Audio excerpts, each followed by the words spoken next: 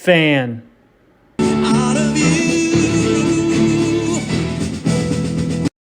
All right, welcome to another episode of Two Bros, One Beard.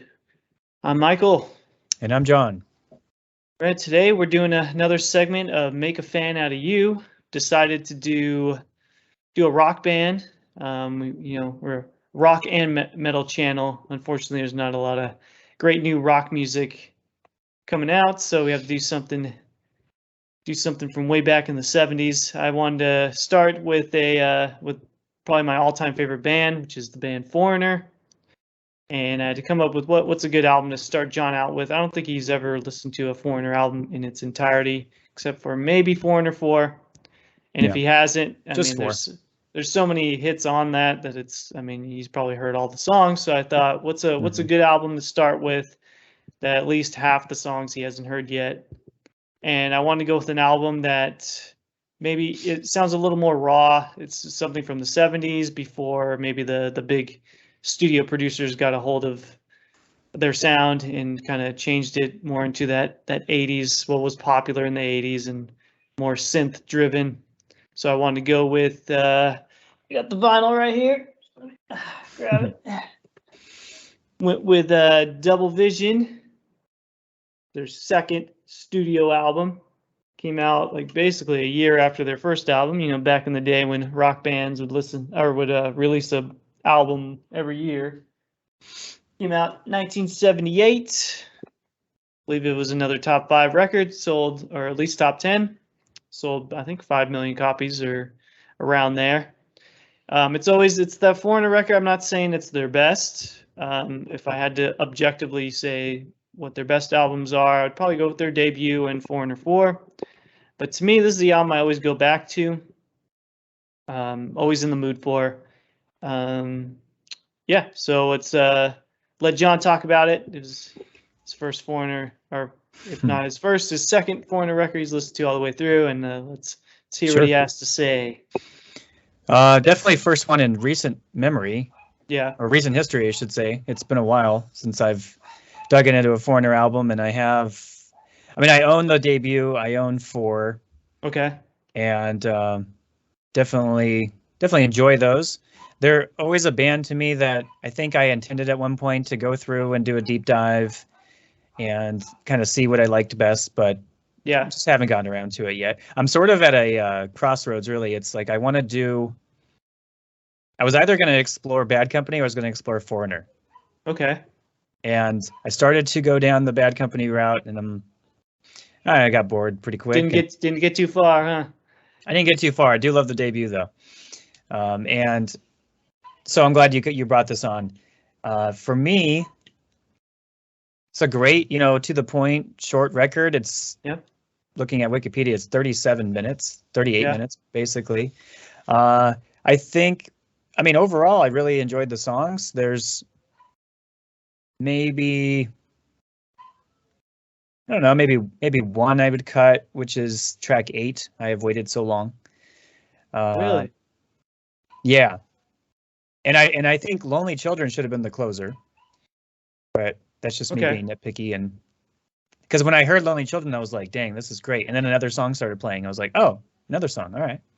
But I got to say the highlight for me, besides the singles, which are just, timeless, Hot Blooded and Double Vision are tremendous. But that instrumental, I don't even know how you'd say that. Tramontane? Tramontane, yeah. Well, they say it's their only instrumental, but technically they have an instrumental on Mr. Moonlight album. But there's a little bit of like speaking, but it's not singing. So it still counts as an instrumental because it's But anyway, so if you look on Wikipedia, it says it's their only instrumental, but I thought, it's great. It's something different. Yeah. It's probably the heaviest thing I've heard them do. Yeah. It's got a really cool riff. I like all the different instrumentation. It's a bit repetitive, but it's such a good hook that just keep it going. It's awesome. Yeah. The other one that was a big highlight for me, it's a song I've heard, but I wouldn't have known what album it was on or when I heard it last, but Blue Morning, Blue Day, great song. Yeah, really, really I think great. that's one of their hits that kind of gets overlooked. Yeah. But yeah, it's up See there that. amongst my favorite Foreigner songs for sure. Yeah. The only other kind of maybe nitpicky thing is Back Where You Belong, track 4. Not crazy about mixed vocals. Yeah. I do See, I love though. would say I think I've Waited So Long is better than Back Where You Belong. So I thought if you were going to cut one, it would be track 4. But Well, the thing is, I like the song. I think the song is yeah, really good, and then I really love how it's kind of, you know, his vocals are kind of, they're okay, and then you do hear Luke come in. I don't know, I think maybe on the pre-chorus and then through the chorus. yeah, So that's quite a breath of fresh air. I like that a lot. It almost sounds like he double tracked his vocals. Mick did. I don't know. It just seemed like it's a little pitchy to me, as like in the way that it would be if you were double tracking and not doing it super tight. But I don't know. okay, But besides that, overall, it's a cool record. I definitely will. It'll definitely influence me to go and re-listen to the debut, re-listen to 4, and then well, just because those are the two I have, and I want to listen to those on vinyl. yeah. And then I think I'd just probably look to you for my next move. What's your next suggestion for me, bro? I think the album that maybe has like their heavier moments to where there's almost their borderline metal songs would be Agent Provocateur. Okay. It'd be the first few songs on there. Tooth and Nail is probably like the closest to like Lou Gramm's like metal singing almost. Okay. Other than Jukebox Hero when he gets to the really really high parts at the end. But yeah, I was listening to it not too long ago. I was like, man, this is almost a metal song. It almost sounds like Judas Priest a little bit, and which is weird because Lou kind of always was complaining towards the end of his tenure there that the band was getting too soft and too ballad driven and too many keyboards as opposed to guitars. But I think the album's pretty dang heavy. But yeah, I wanted you to listen to the second album because I just real easy listen. This is the last album with the original lineup. I think they only had 2 albums. They replaced the bass player on album number 3. So, and I just think this is the album where there wasn't really much of an outside influence. This is like this is who we are. We're not trying to be anyone else. And it's funny. I heard a story about their debut album when they turned in their original demos. I guess the songs were like 6-7 minutes, and that's kind of the band they wanted to be, with long solos, instrumental breaks, and stuff like that. And the studio's executives were like, no way, no one's going to listen to a 7-minute song if you want us to sign you. I think it was Atlantic Records probably. We're like, no way, you got to trim these down to 3-4 minutes, which is what they did. But I was like, man, I want to hear these original demos.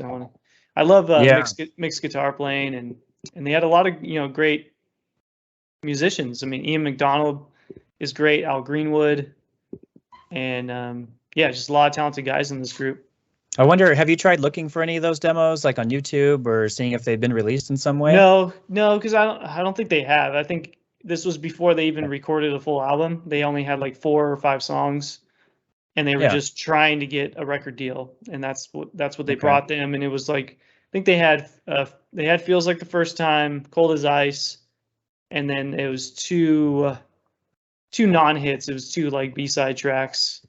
I forgot which ones they were, but yeah, I would love to hear. Yeah, that. I wonder if maybe someday there'll be a deluxe debut and include some of that stuff. I don't know. They should do that. I'm sure they have the demos somewhere, stashed somewhere, but yeah. So I also want to get your take on Lou Gramm's voice, because to me, he's the greatest rock singer ever, and to me, no one could really touch him. Sure. And I particularly liked his voice on the first 2 records. There was just something about it. Yeah, I mean, I would say, well, I mean, he's great. I never thought he wasn't great. I think for me, this is a band I just always wished was a little heavier.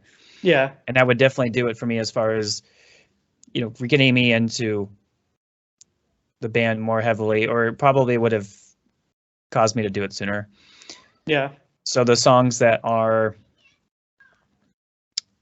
either unique or heavier tend to be the ones I gravitate towards. Yeah. But his vocals are awesome. I mean, I don't have any complaints there. I would say for me personally, I mean, I still think Dio's the greatest, but well, I would say he's, if we're talking metal singers, I think Dio is the best. But if we're just straight talking rock singers, yeah, I don't know of a better one other than, I mean, I think if we had gotten more material from Brad Delp, that might be a contender for me personally. I certainly like Delp was a product of really, really good songs, though. Yeah. And if you listen to kind of some of his side project stuff, it's almost like not the same singer. But if you were to look at Lou Graham's solo stuff or Shadow King or any guest work he did, it's like, all right, he's the same guy no matter what he's singing. So. Yeah, so you just, I can understand that. You just really appreciate his voice. It's sort of like, I've said this for about a few singers. It's like, well, I mean, they literally sing the phone book and you'd kind of be into it. It doesn't really matter what it's just, you just enjoy that sound. That's kind of how I am with Peter Gabriel. Okay. Because there's a lot of Peter Gabriel songs I don't really even like the song, but I don't skip anything just because his voice is still in it. And that would go for the Genesis stuff plus his solo stuff for sure. Yeah. So I would say listening to this record didn't necessarily give me a different impression on his voice or make me like it anymore. Okay. I'm listening to it for, can I really enjoy these songs? And is this a band I can explore further? Okay. And I would say yes. So I can't sit here and say I'm a fan because I take that very seriously. Of course, as you should. Yeah. I don't want to just kind of loosely be like, I'm a fan. I have the greatest hits. I want to. But I do want to continue to explore them, and maybe we'll get to that point where it's, I celebrate their entire catalog, That would be the place to be. Yeah. So cool. Well, I appreciate it, bro. Right. That's good. It was a good share, and thanks. Yeah. Thought this was an easy one. You got a spare 30 minutes. You could listen through a Foreigner record, and hope it at least grabbed you a little bit. Yeah, for sure. All right. Well, that was our latest installment of Make a Fan Out of You. Thanks for checking this video out, and we'll catch you on the next one. All right. Take care, everyone.